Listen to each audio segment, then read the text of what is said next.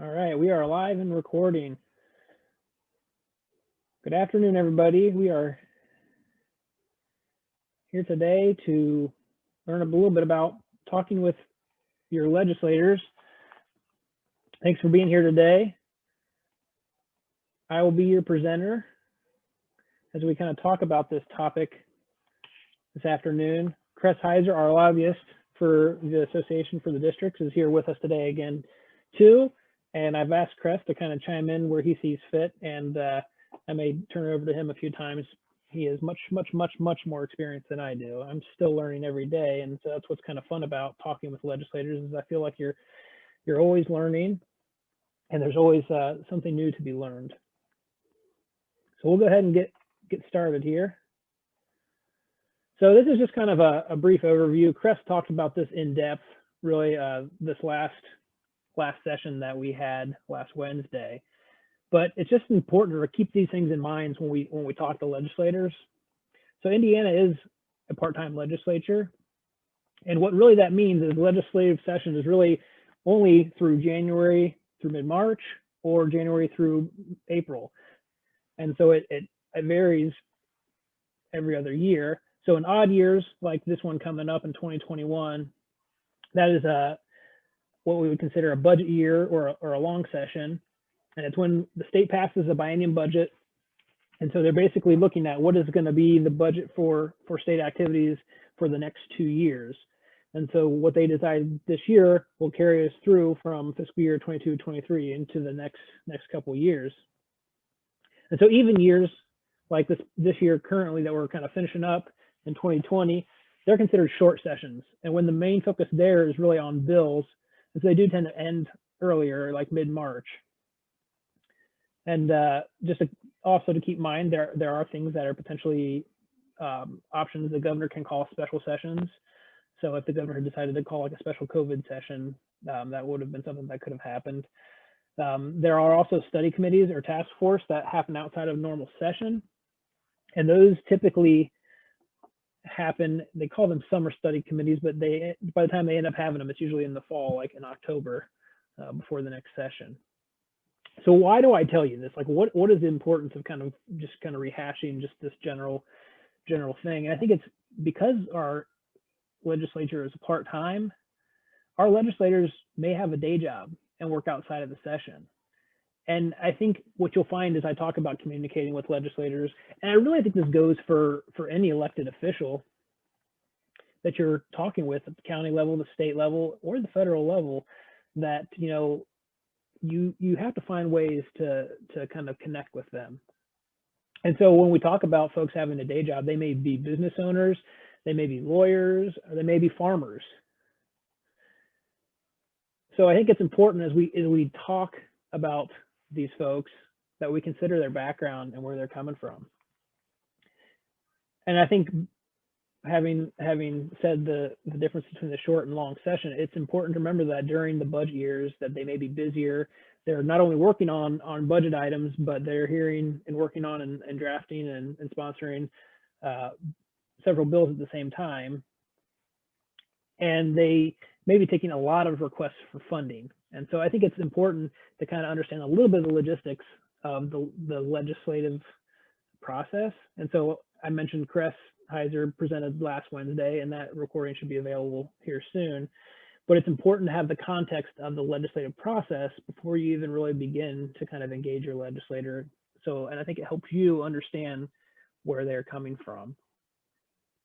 I think a good personal example for me, my first time asking for increases in CWI money in the 2019 budget session, I got up to in the committee to present, and the first presenter got up and they talked about money for the blind and for programs for blind individuals across the state. And then as I watched, before I even presented on my case for Clean Water Indiana, this kind of progression of different interest groups and items that came up. And so I think when you think of the state budget, there are a lot of folks that have an interest in how we spend our tax money. And so I think it's important that you may be one of several people coming to them to talk about a request, especially during a budget session. So hold on. Before we talk about how to talk to your legislator, let's remember one thing. And I feel like this is something that I try to remind myself. And it's really a good thing to remember for talking with anybody in a leadership or high executive position. They're people just like us. They really are. And this picture is not an accidental picture. This is Representative Thompson from Indiana, and I think what's interesting about him, and I didn't know this until Cress told me, that he's a retired science teacher. And so just knowing kind of his background and where he comes from, it helps us kind of connect with folks. I also have an example. I think there was a federal legislator that one of our board members talked to, and his background was that he was a physician and had been a physician. And so our board member talked to him like a physician about soil health and explained, how soil health and healthy soil is like having a healthy body. And I think that they were able to connect better with them. So it's important to remember that they're just normal people, and that they have interests, and they have families, and they have friends, and they have hobbies. And so knowing a little bit about them is really important to kind of have these discussions. So effective communication with your legislator is really, keep it local. And this is where I try to make the differentiate between the state association and you all working out in the local areas and working for the districts. I can talk about districts and I can talk about our partnerships at the state level, but when it comes down to a legislator, they are concerned about their district, about their constituents. And so as their constituent, they really want to hear from you and hear about what you're doing locally. Keep it personal. I think it's important to make it known and that you have a personal connection with your legislator, and that you're from the same area. I found it interesting. My current representative, who's now the Speaker of the House, Speaker Houston, I found out the first time I talked with him that he lived in the neighborhood just down the road from where I live now. And him and his wife moved out shortly before my wife and I moved into our neighborhood. And so it's something personal, some kind of connection that, hey, we've lived in the same area. And keep it concise when you're talking to legislators. You'll find that they're busy. They're having all kinds of conversations in and out of meetings. I think when I first started going to meetings at the State House, I was surprised at how a legislator might come in to a meeting, stay for a little bit, and then leave from meeting, and then come back in. And so they're always on the move. So I think making sure that you think in advance of how can I keep this concise to get my point across? What's the best way to do that? And the next one's a little bit tough this year in terms of our current atmosphere with COVID, but meeting in person is kind of one of the best ways to do our communication. I like Chris. I've heard Chris said this several times that the people that show up are the people that rule the world, something like that, Chris, right? I think. But I think it's important to meet in person. And I think that when you make that face-to-face connection with somebody, and we're trying to do that now over Zoom. I actually had a meeting with a couple of their conservation groups over the summer with 3 legislators from the northeast part of the state. And, doing it over Zoom and actually seeing their faces and allowing them to kind of interact with us, while it wasn't as nice as it was to be in person and see them face to face, but it was good to see their expressions and them to see us and to kind of get introductions that way. So meeting in person really, really goes a long way. But that's not the only way we can communicate. We obviously can call them, and how we call them and how we do that, is just as important almost as in person. And I think that keeping the connection, and I'll talk a little bit about this later, and keeping momentum with a relationship with them, it's important that we're kind of using these different media to contact them. Another one, put it in writing, whether that's email, handwritten notes. I think a handwritten note, especially after you've had a meeting with them or invited them to maybe one of your meetings or one of your events, I think that's a kind of nice personal touch. And the last one here is invite them to visit you. And like I said, we'll go through these a little bit before, but there are different things that we need to consider when we're trying to communicate with legislator, elected official. And I'll try to say this again one more time, and I'm trying to harp on it. But if you look at the things that we're talking about today, they go a long way with your local county elected officials, with your state elected officials, with your federal elected officials, and anyone in that kind of political offices that have an impact on the work that we do. So when we're talking about meeting with legislators during session, and some of this stuff I think will obviously be a little bit different this year with COVID. Chris touched on that last week. We're looking at much less interaction face-to-face this year, and we'll talk about that here at the end of this presentation. But making an appointment, really kind of going out and following up to make sure that you get on their schedule and kind of formalize what you want to talk to them about. And I think it's also important to embrace the opportunity to meet with the staffer. This tends to happen definitely at the federal level with our federal legislators. When we go to see them out in DC, we tend to meet more with their staff. Also, though, I think it's okay to make a relationship and develop a relationship with legislators' staff person, and that's kind of fielding calls and setting up meetings and setting up their schedule. I think the more that you go out of your way to be kind and polite and professional with them, the more that they respect you, and the more likely that they're going to be beneficial and helpful to you. And when you have the opportunity to talk to your legislator, I think it's important to explain who you are. And I say here simply, and really what that is who you are as an individual and how that ties you to the work that you do in your district, and why it is important and why you care about the work that you do. I think this is another one that folks don't think about when they talk with the legislator, and that's how can you share information with them and get information back. And while we're looking to advance certain agendas and ask for certain items, it's totally acceptable to talk to your legislator and ask them what they think about an initiative, what they think about a request, if they have any advice on how we can do things better. And that's something that I think it gets lost sometimes. We want to ask for things from legislators, but it's a two-way street, and they can definitely give us feedback as we work through different items with them. And then really, I think the thing that you want to take away from any kind of opportunity to meet or talk with an elected official is asking for their support. And this is where I think you get down between kind of like educating a legislator and lobbying or advocating for a position, is when you ask, and we do tend to call this the ask, but you ask for their support. And whether that's general support, or if you're asking them to support a specific bill or initiative, or you're asking them to support a budget request, it is important to not forget to ask for that support.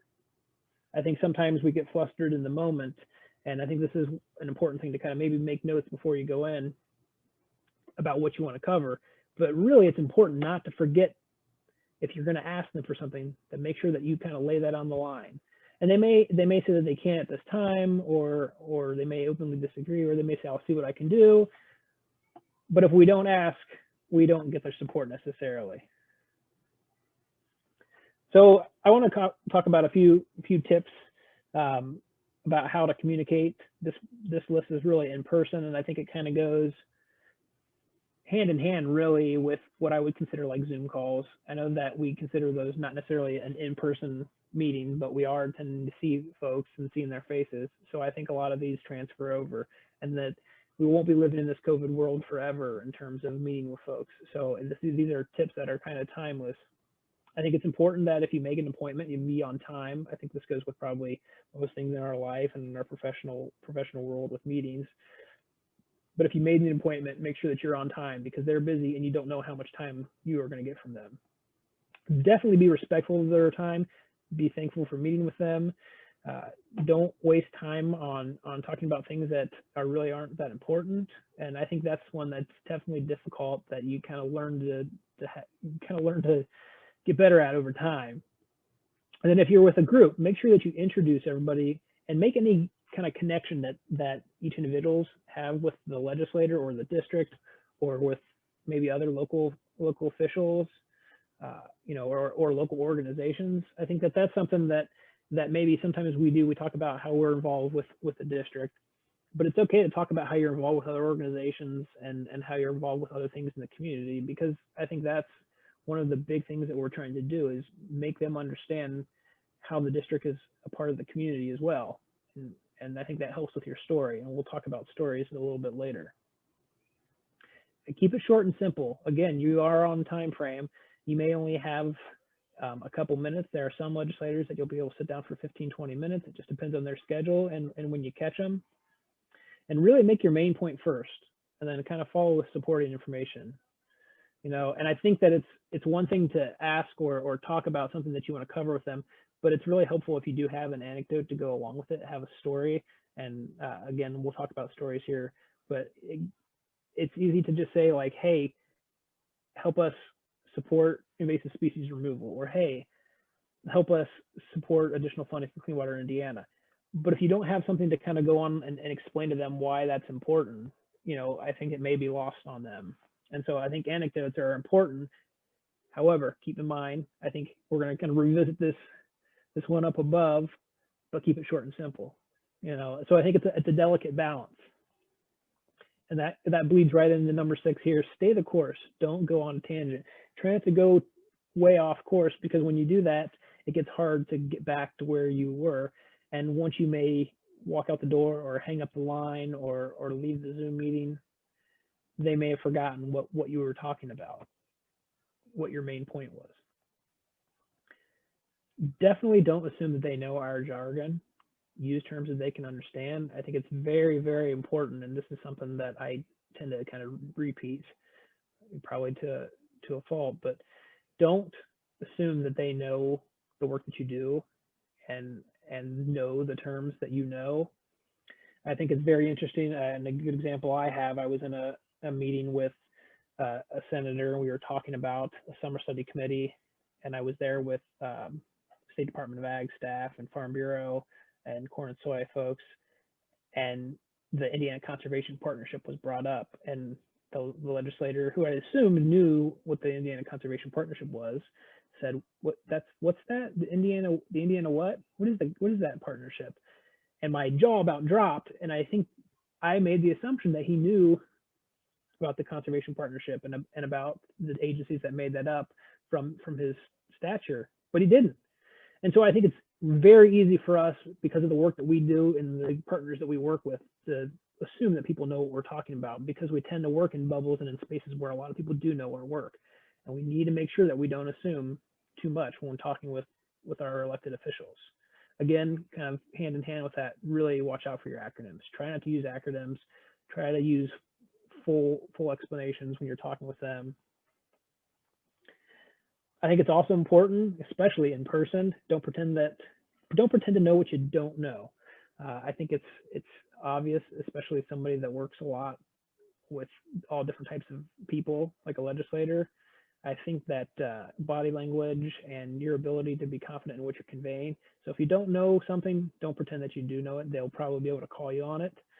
And if you don't, that's fine. It's always okay to say that you don't know, but you know somebody who does, or you can offer to follow up and get the information for them. And don't try not to be negative, especially if you're talking about an issue where there are two sides. I think it's very important that if you attack one side, you don't know how the lawmaker has worked with that other side, when you may not know the lawmaker's position. And so I think it's important not to assume that they have one side or the other. So I think it's important to stay focused on what your message is, on what you're advocating for, and not get too much into the weeds on negatives on another side of a position. This kind of goes hand in hand there. But regard those who oppose you, and I think that's both lawmakers and other advocacy groups, as temporary adversaries. I think this is actually good advice for dealing with folks just in life in general. But not to get too philosophical, it's important that you don't know who your next partner is going to be when you're working in the type of work that we do. You know, and I think this is interesting down to coalition shift. And so basically the people that you were opposed against may end up helping you or working with you on another issue down the road. And this is something we see a lot working in the state house, working at the state level. You know, there are definitely partners that we partner with or sit on committees with that we definitely have opposing viewpoints on specific things, and definitely have opposing viewpoints that could create issues But if we focus on what we're trying to do in terms of the common good, I think that's more important. So this one I think is something that people don't normally think of, but I think it's also important to take notes and report back on what you hear. The one thing that's kind of interesting about talking with legislators, and I think that Chris maybe might call it intel, but it's interesting when you talk with the legislator and you talk with other advocacy groups, other groups that are working in the state house, other partners. It's important to listen to what they say just as much as your conversation and what you're trying to convey to them, because sometimes they'll give you information, give you a hint or a tip or an idea, and it's just kind of hidden in their feedback and conversation with you. And as you have those conversations, if you learn of something, it's important to let the association know, to let myself know, and I try to do that with Chris as I hear things from different partners, because you never know when a little piece of information that's been given to us may help us in another conversation. And lastly, I think it's really important to thank them. Before you leave, make sure that you thank them, show that you appreciate the time they've given to you out of their busy schedule, and basically leave it with we'll talk again soon, and keep an eye out for us. So I think this is interesting, and again, I think it's hard in this time of COVID, and we've been talking about how do we do this? How do we show up to show that we care? And there are opportunities for us that we take, and those are bill hearings and committee hearings. And then we mentioned earlier making those individual appointments with your legislator, and those individual appointments. And this is, I think, will be interesting. And this gets into this third bullet: kind of participate in legislative third house meetings. And basically, these types of meetings are meetings like at coffee shops or libraries or anything back home that legislators have local meetings, kind of an opportunity to talk with constituents. I think in our last presentation, somebody asked about, how do you find out about those? So I think what's very interesting that I've done with my specific legislators and certain key legislators, most legislators have an email newsletter. And so it's easy to sign up for those. You can go in through their personal pages online through the General Assembly. And then usually in those newsletters, they'll talk about when they are going to have like an event or a meeting.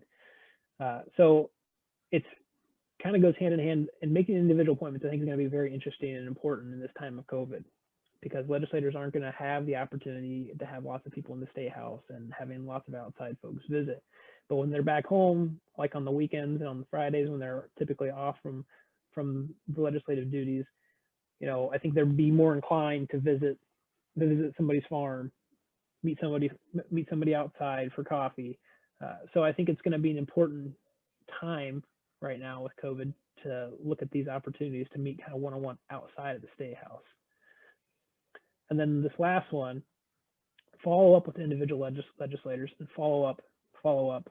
I only have it written twice here at the end, but follow up. And I know that it seems like you're hinging on the point of maybe being annoying, but when there's something that you really need to talk with them about, it's important, especially if you're talking with the staffer, to say, hey, I'd like for the representative to call me back. I really have some information that I'd like to share with them. If I could please get a response, leave your name, number. And if you haven't heard back from them, within a certain amount of time, if it's a pressing issue, it's okay to call more than once. It's okay to email more than once. And then I think sometimes it just takes that follow-up because they are busy.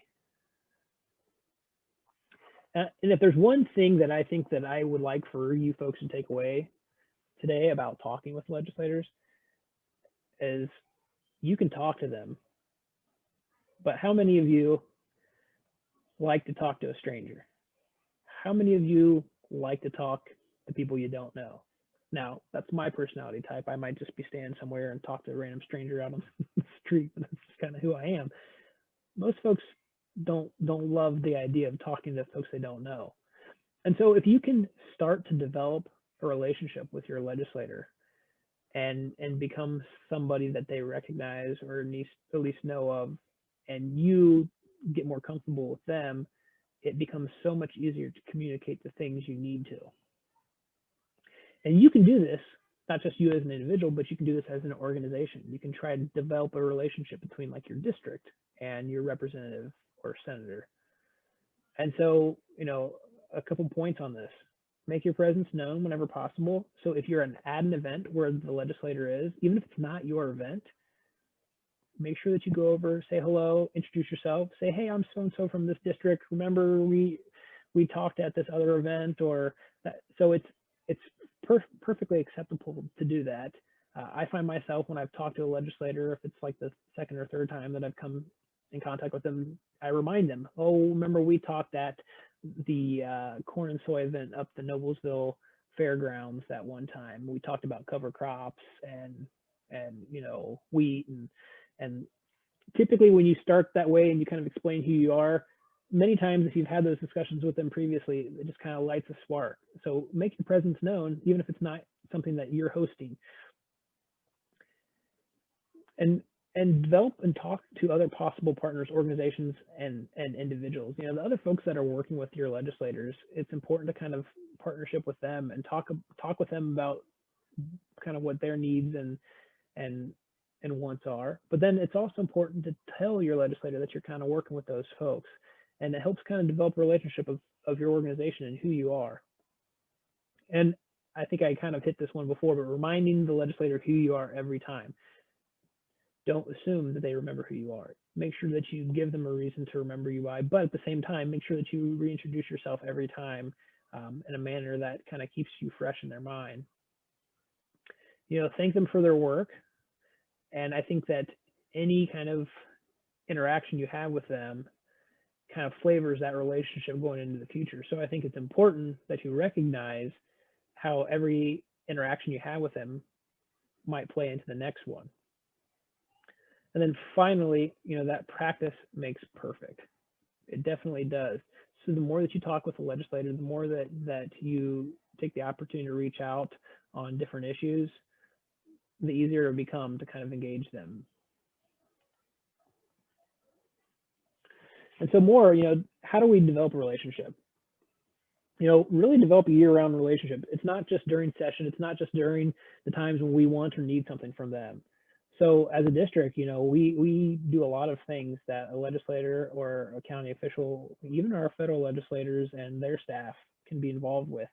So add their name to your mailing list. If you have an email newsletter, add their name to it. We provide every year with our delegate notebook, we have a whole list of legislators. You can find their information on the General Assembly webpage. Same thing with the federal legislators. It's easy to find their contact information on their websites. Add them to your mailing list, add them to your newsletters. So the next thing, invite them to district events. I think it's very important, especially if there's some kind of media attention, if it's something that's going to be like a bigger event, I think that helps, kind of their image in terms of being supportive of local events. But, invite them, and they may not be able to be there, but the more that you invite them, more likely that they're going to attend. And if they cannot, and I think this is especially goes with our federal legislators, they may send a staff person to attend the event. If they are at an event, I think it's important to introduce them to the different folks that are there. Make sure, so if even, I think this goes for county officials all the way up to the federal officials, introduce them to other local partners, other agency partners that are there at an event. Make sure that you kind of give them a little notoriety and help kind of make them feel comfortable. I think it's important to thank them for the support that they've already given, thank them for supporting state funding like CWI and the state budget. And this partially goes along with educating them about Lake Clean Water Indiana, but at the same time, make sure that we thank them for the support that the state does provide. And I think it's important to at least try to make a visit to their office once a year, make contact with them at least once a year, and really visiting that office and trying to have that face-to-face. And if you can't do that, try to have face-to-face relationship with them at an event. And again, try to get to know their staff. I think that's very important. I think it's important.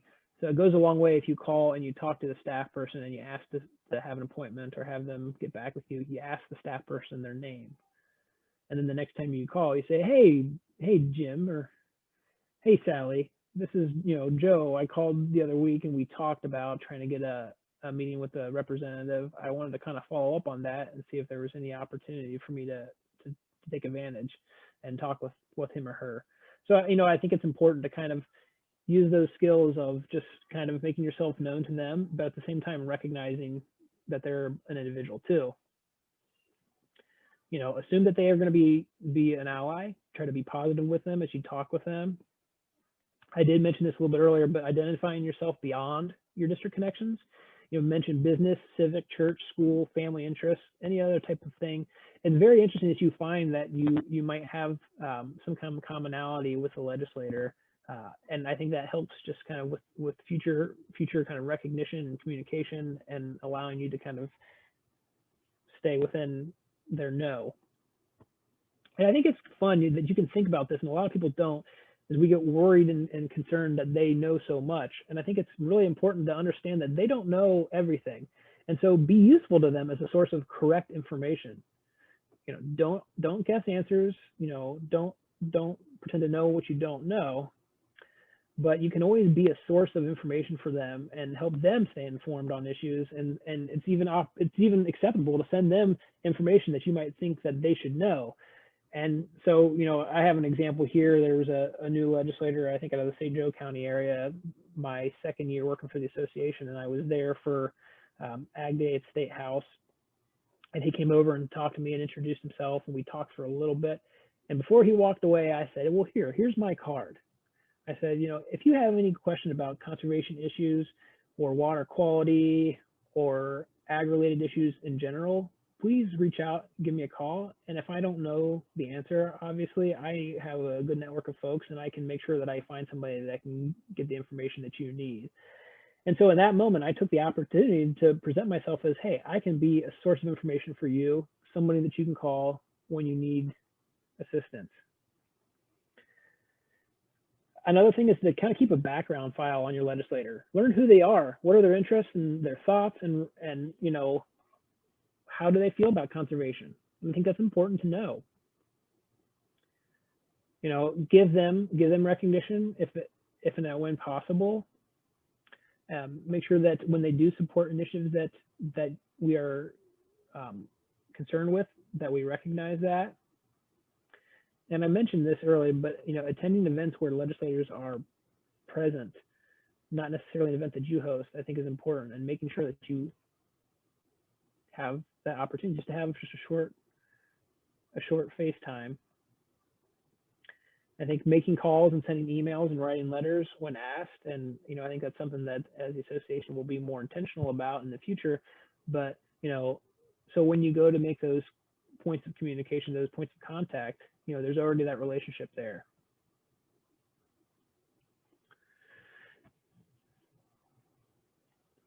And again, here at the end, but don't forget to thank them for their help in any kind of issue, or even just thanking them for hearing you out. And I think I like this part here at the end. I think this is important. And I mentioned the relationship and how it's important, but advocacy is about cultivating relationships for the long run. You know, this isn't something that we just drop in during session and say, hey, you know, here we are, we've got these issues that we're concerned about, fix this for us, give this to us.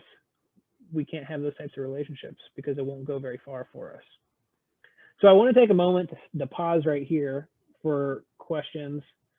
Let me open my chat. We're going to talk a little bit more. I've got a little bit more of the presentation here.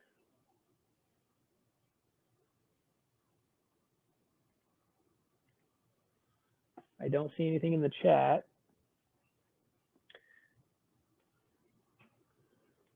Chris, I wanted to give you the opportunity. Do you have anything you want to add kind of on the communication side here before we talk a little bit about storytelling? Joe, you've done a great job covering a lot of good points. Let's just reemphasize some do's. Know who these people are. There's a wealth of information on the web about your legislator. You touched upon the newsletters, get on their list. These folks are constantly wanting exposure and they're wanting information. Know our priorities. I think some of the materials you've had in the past couple of years have been excellent. As Joe mentioned, time is an issue. There are time and limits to their attention span. So know our priorities.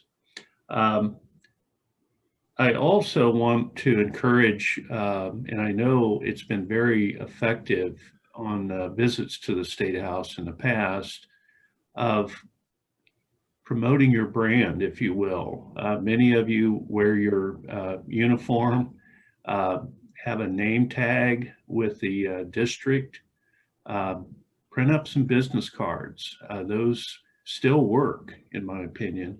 Those leave behinds get used. Staff plug you in to their system.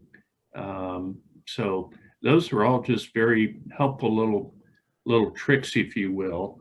Um, Once you get through politics and the election is over, emphasize policy. It's not an R&D issue. It's policy, and it's their job to meet your needs. Sometimes you ask them, well, how would you do it? How would you fund Clean Water Indiana? So don't be bashful about saying, hey, give us some ideas on how you would fund Clean Water Indiana. So Joe, those are just some things I jotted down from some of your notes. Thanks, Chris. We do have one question in the chat box. I'll take a shot at it, Chris, and maybe you can chime in too here. If you have a less than great experience talking with a legislator, how do you recover from that experience for the next time? And I think this is an interesting question, and it probably can be answered in a couple different ways. It probably depends on the experience. You know, if it was, you know, kind of like a combative argumentative type experience, or if it was, and I can give you an example that I had my first year, and coming into a budget session, I went and had a meeting with Representative Houston, who's now Speaker, and to talk about the budget, talk about Clean Water in Indiana and our request for additional Clean Water Indiana funds. And I'll tell you, I thought I was very well prepared, and I was, and we sat down in his office.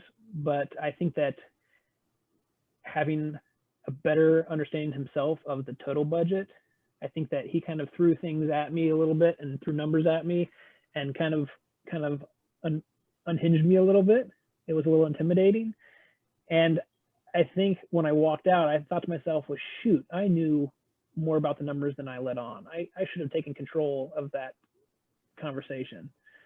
And so I think part of it is you have to recover in a sense of, you know, looking at what happened and where things went wrong, and can they be addressed differently. And so, for example, with Representative Houston, I followed up with an email afterwards about, you know, some additional information that I think that, you know, he was getting a little bit confused about the cigarette tax fund and where the different money goes. And so I kind of laid it out for him after the fact, but also at the same time thanking him for my visit and meeting with me.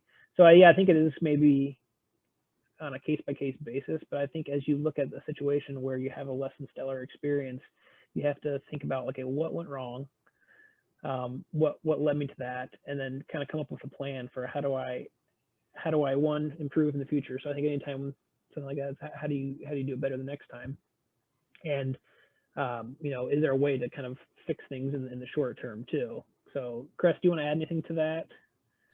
Good points, Joe. I've found over time civility wins. Arguments sometimes happen, but civility wins. And at the end of the day, it's your credibility. The districts have a long, rich history of being a credible institution. The other idea is go in groups. I know, again, how effective your State House visits. And if you don't feel comfortable going alone, get your supervisors in a group, because you all add value to the conversation. The last thing I'll mention is Joe suggested that we're a presence in the State House, and our network is very impactful. We belong to the Rural Caucus. We attend the ag roundtables of lobbyists that we network with. The partnership, Joe emphasized that, are all behind the scenes networks that you can also tap into. Yeah, I think that's interesting, Chris. I think that I've learned that over the last few years, and really when we talk about new legislation or new initiatives, now I realize that as soon as something like that pops up, I have connections. I have folks who I go to and say, so what do you think about this? And it is interesting, even folks that where you might have an opposing viewpoint. I've learned that if I just ask them straight up and see where their stance is, sometimes they'll tell you exactly what they think, which could be great or it could be, but at least you know where you stand, right, Chris? Right. Well, thanks, Kristen, for that question. Hopefully that answered the question. If there's no more questions, I'm going to go on. I've got a little bit more here. So I talked a little bit earlier about storytelling. Let's see if I can click back in here. And so the art of storytelling, I put this together last year for a training, and people will probably look at me like, what in the heck does Toy Story have to do with talking to legislators? And so I found this really interesting. I know that maybe you're all familiar with kind of like the Pixar movies, and there's actually a storytelling thing called the Pixar method, and I'll talk a little bit about that here in a minute. But really, how you tell your story, how you tell it, that's the big word there, how, is just as important as the story itself. And I'm sure we can all relate to this in different aspects of our life, but how the story is told can make or break kind of the delivery and how it's received. So a couple things, like why tell a story? I think these are kind of fun points. For most of human history, stories were the main way to pass along knowledge. So before even written knowledge and that kind of thing. And then when you think of things of like traditions and family traditions, how many of your family traditions are handwritten down in a book, right? They're typically taught through either experiencing or storytelling. Our brains are also set up not just to hear or listen to stories, but to experience them along with the storyteller. So the more that you can kind of enrich the story and help somebody visualize, they are more there kind of sitting alongside you, experiencing your story. By simply telling a story, a teller can plant ideas, thoughts, and emotions into the listener's brain. This is kind of the fun part, I know it's a little subversive, but you can kind of implant kind of feelings in somebody just by a story that you tell them. And so, as lastly, elected officials want to hear from their constituents so that they know how their decisions impact real people in real places. So it's our, I guess, obligation to tell the story of our work and what we do and how the things that happen at the state level and then the federal level and even at the local level impact our work. So I mentioned this, the Pixar method. And the way this works, and this is very interesting, it's a method that's used by a lot of organizations. And they say that's why they're actually like full, like multi-day workshops on the Pixar method. Actually, there are folks from Pixar that teach this, not just for like film folks and story writers and that kind of stuff, but also for folks like us that are trying to get a message across to a different audience. And so the Pixar method is once upon a time, and this kind of lays the groundwork and how things are. And then there's a shift occurs. And then what's the happy or not so happy ending? And if you can think, and I got the little Pixar logo up here, if you can think of the different Pixar movies that maybe you've seen or watched, if you can think of any of them, think back about how the plot line goes. Literally, they are all based on this method. And so again, this is kind of our blanks here. Like once upon a time there was blank, and then every day blank, and then one day something happened, and because of that, and then because of that, this is kind of like the current condition where we're headed, and then until finally this happened. Basically there's some ultimate consequence, and so this is another way of looking at that. Kind of, we have this kind of story spine. That there's like a beginning, there's an event, there's a middle, until finally this climax, and then ever since then, this is the end. And what's interesting about telling a story like this is that this can be something that actually happened. It can be something that physically has already taken place, But it's also important to remember that this is also something that could be like a hypothetical, like if this happens, then this is what's going to happen. And so it kind of creates a linear path for kind of conveying a message to somebody. And that's why it's kind of fun and important to use a story. So you know, I think in a good example here, and that I can think of that I would convey to you all as you look into this, as we go into this budget session, COVID, you know, all of the things that have happened with the pandemic have had all these different consequences. And I think one of the big ones that we're learning, you know, or we've known for quite some time, is that with the inability of the economy and folks to get out and do things and spend money, and so our revenue returns have been declining at the state, and so the states had to dip into reserves. And so this is feeling kind of trickled down, maybe from the federal level, but definitely from the state level down to the county level. And so if you are already feeling these impacts, maybe at the county level, maybe you've had these discussions with your county officials about tightening the budget, about not spending more money. How has COVID and the pandemic, and maybe how does it affect you financially as a district? How has it affected you physically in the work that you do? And so as we go in and look at kind of like money and support at the state level, and our support comes through Clean Water Indiana, how has something like that impacted you, and why is something like Clean Water Indiana important, and how can it be used to help you out? And so I think that that's important as we talk about kind of storytelling, that there are these impacts, these things that have an effect on us. And so on here I have, it's called an activity on your own. I didn't tell you when you registered for this webinar that there'd be homework. I'm going to stop sharing my screen here. And so there, I have a couple worksheets, and I'm going to send them to you after the fact here. And I'm going to briefly show them to you. The first thing I want to show you here is these are kind of fun. This is kind of like the rules of telling a story. And I've bolded a couple here, and I'll just talk about the bolded ones real quickly. Let me zoom in on this, especially if you're on a different device that's got a smaller screen. So just a few highlights. You know, keep in mind what's interesting to the person that's the audience, and not what's fun to you as a storyteller, because those things can be completely different. So what you think is important to them, or what you think is important, it may not be necessarily what's important to them, what's going to catch their, you know, their focus. So I think that's important to think about. So I think simplify, focus. It's okay to tell a story, but don't go off the rails, right? Don't go, and we mentioned this with tangents, don't go too far out of what the message you're trying to convey, because you'll lose them.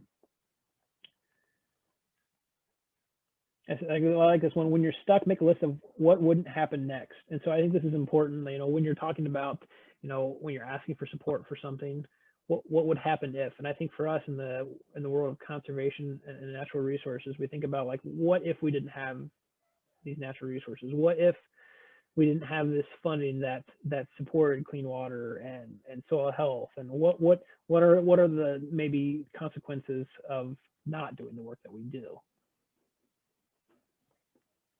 I think it's important to put it on paper, and this is something like, kind of like I mentioned, the homework for you all, and I'll share two sheets for you here, specifically one that kind of helps you walk through the process. But if it stays in your head, you know, you won't share it with anybody. So the more you write it down and you kind of work on your story, it's something that becomes more natural to you.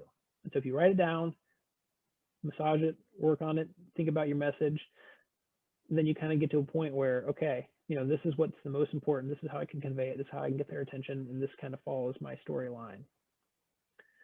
Why must you tell the story? You know, if it's something that, like, you know, why is it important that you're doing this thing?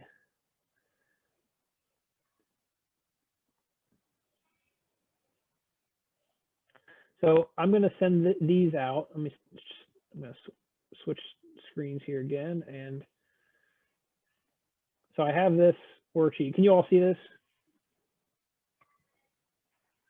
I've got it in a different view here. Chris, can you see the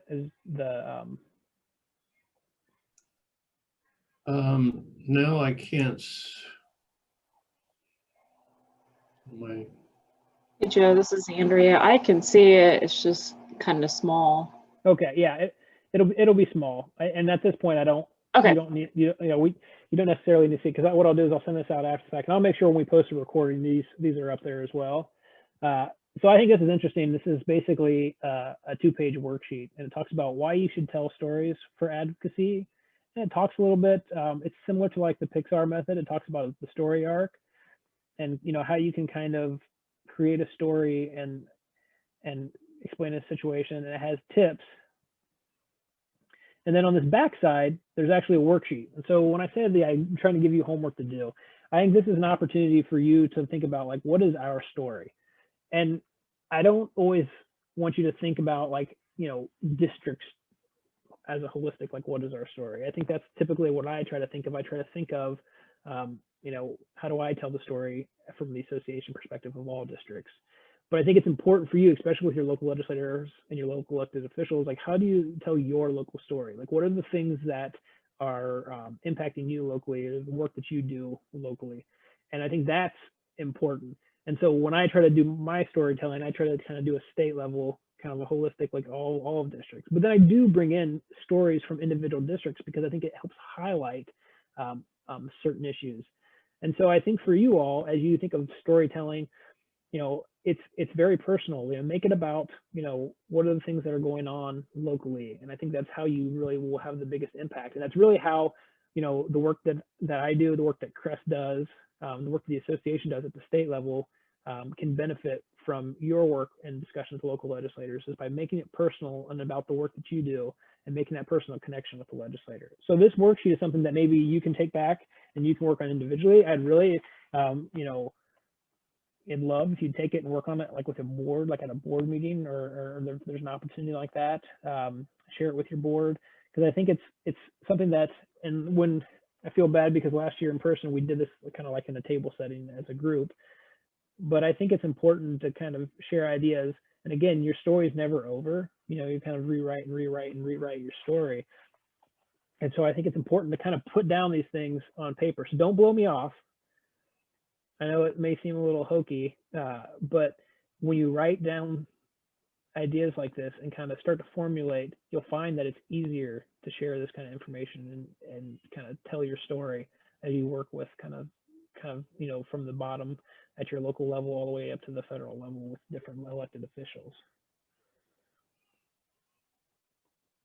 So that's all I have today. I want to thank everybody for being here. I know we kind of did questions. If there are any other questions, we can take more questions. Let me see here, bring up my chat again. We will work to get this recording posted for everybody. And I hope that folks take the opportunity to share it with other people in your district, whether it's other staff or your board. I think it's important that we work on these items and continually try to improve our communication with all of our elected officials from the county level all the way to the federal level.